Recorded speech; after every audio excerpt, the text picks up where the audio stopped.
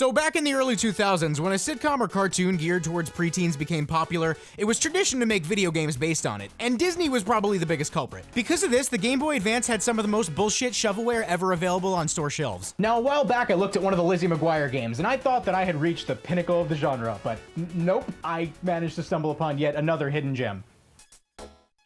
Oh, hooray. Now, I got this game secondhand, so I'm not quite sure who Jez or Bob are, but apparently Jez went balls deep and completed the game. I don't want to erase these kids' childhood memories, so I'll just start a new save file. Raven, I want to play your game, but it's a little hard to concentrate when you're staring at me like that. You know, it's rude. The game is broken down into 4 episodes, which are then split into 5 parts. In each part, you have to do a separate task, and it's always one of 2 things: collect a thing or go to a place. Pretty much the whole game has you attempting to navigate through a convoluted series of doors and hallways like a chicken without a head. Throughout the game, Raven will have psychic visions informing you of a task you need to complete or a problem you need to fix before it happens.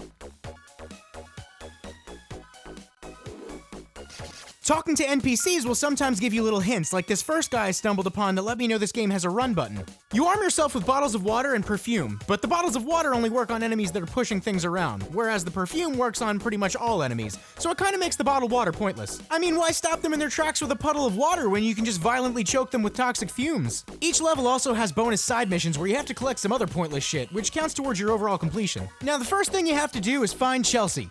This is Chelsea. Once you find her, the first cutscene will start. The game is essentially trying to make the video game a first-hand experience of the show, but the narrative leaves a lot to be desired. Not that I was really desiring anything to begin with. It tells us that Raven ran into some people named Alana, Muffy, and Loka. I'd like to spend time touching on the fact that one of these girls is named Muffy, but I can't help but be distracted by the narration then going on to explain that Alana is bitter at Raven for something that happened in the 4th grade. I understand that they're trying to set up the plot, but it really just ends up coming off as a random, unwarranted fact that they threw in, and it really just looks out of place.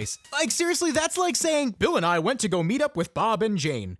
Also, Bob owns a skateboard. I'm sure this isn't exactly the picture that they were trying to paint, but it's bad writing and just comes off as stupid. So Raven has another vision, and apparently Alana's going to be hit with an AV cart, and now it's up to Raven to prevent it from happening for some reason, even though the game pretty much just made it seem like Alana was the bad guy. Alright. Now, I'd go into detail, but like I said before, you're basically just wandering around aimlessly with no sense of direction until you happen to stumble upon the right place. Now, for some reason, people just throw shit at you, like this guy. He's chucking magic muffins. I mean, it's gotta be magic. You look at that and tell me that's not some creepy witchcraft shit. Whoa, I'm not touching this one. This is bad juju. I don't want demons in my house. You gotta go.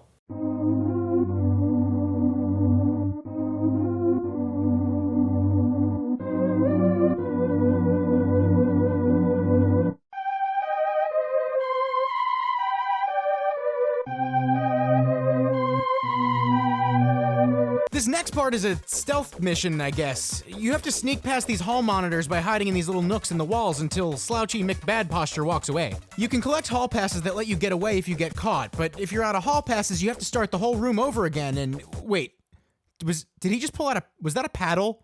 I didn't know it was that kind of game. Once again, you're just trying to locate an NPC to complete the stage. This time it's Eddie, who, for some sketchy reason, needs to put a tracking device on Alana. Now hold on to your hats, because this game's about to get a whole lot fucking weirder. So the reason Eddie puts the tracking device on Alana is so that Corey, Raven's brother, can track her movement throughout the school. The point being so that Raven can effectively avoid Alana throughout the day. The game turns into this minigame type of stage by creating a maze with Raven being represented by a chicken and Alana being represented by a hawk. The goal is to find the key and then find the exit while avoiding contact with the hawk. This whole thing is just really, really fucking weird. But honestly, this is probably the closest thing to fun that this game has to offer. It kinda reminds me of Pac-Man. After beating the stage, Alana still ends up catching you, but upon doing so, she gets mowed down by a fucking AV cart. A new episode starts and Principal Lawler is trying to find some Parmesan cheese that someone apparently stole. He then decides the only rational solution would be to make everyone wear uniforms. Raven then takes it upon herself to fight back and gather students for a protest.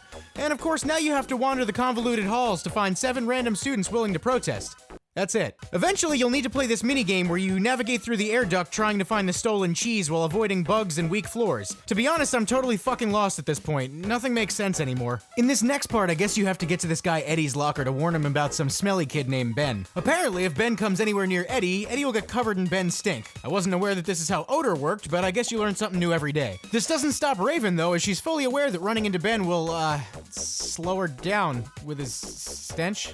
I don't know. Conveniently enough, covering him with perfume or water doesn't do anything, and bumping into him will slow you down by covering your feet in what looks to be a pool of vomit. This serves as nothing more than a nuisance though, as it goes away when you exit the area. Once you meet up with Eddie, Raven has another vision informing her that she'll have to partner up with Sneaky Ben for a science project. You then spend the rest of the episode essentially finding ways to bathe Ben. That's all this whole episode is, and considering the fact that the gameplay doesn't ever really deviate from the whole walk around and find a thing, I'm gonna skip to the next part. But not before quickly touching on the fact that out of literally nowhere, in a cutscene before the next episode, the game tries to get all preachy like it's trying to teach us a lesson about treating people with respect, after just spending an entire chunk of the game trying to avoid some kid because he fucking smelled weird. So the last portion of the game revolves around a date that Raven has with this guy named Devin, or rather a date she's going to have. She has another vision and decides to ask him out. Problem is, she forgot to give him her number. So now the first objective is to once again wander the halls to look for Devin before class, or else she won't have her date. But don't let that phrasing fool you. There's no time limit. God forbid they throw in something towards the end of the game to increase the difficulty a little bit.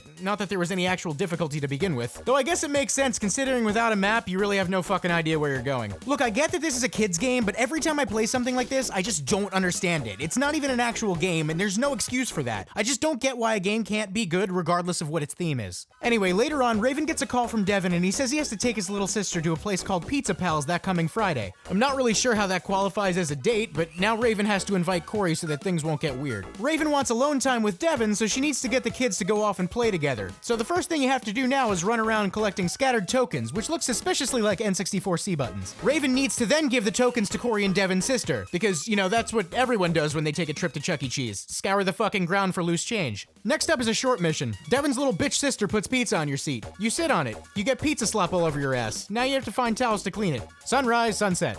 After that, you find out that the Pizza Pals show was canceled. They don't explain why, but now Raven is sweating bullets because her vision told her she'd kiss Devin in front of a robot and a teddy bear, which are two characters from the show. So if there's no show, there's no kiss. So now it's up to her to sneak backstage dressed as a pirate and put on the show herself. Not that it's any of my business, but she sure is thirsty for someone who walks around carrying 20 bottles of water at all times. The best part about this is that they turn this level partially into another stealth mission. I assume because you're sneaking backstage. But they didn't even bother to drop new sprites for the NPCs. Like, you would think they'd just reskin the hall monitors from the other levels into security guards or something. I mean, really, they wouldn't have had to even reprogram them, but nope. So now you're fucking sneaking around a food establishment, trying not to get caught by school hall monitors. This is just inexcusable and lazy. It just makes no sense. Anyway, you play Simon fucking Says next to the Tin Man and some doofy ass bear. You get your kiss, and that's the end of the game. Successfully teaching kids that all that matters in the world is a man's approval. Holla fucking Luya.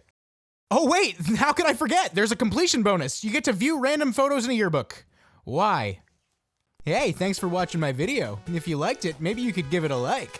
And if you want to see more, here's a couple of other videos I've done recently. And hey, maybe you could click that subscribe button. You'll totally see when I release more videos. Please?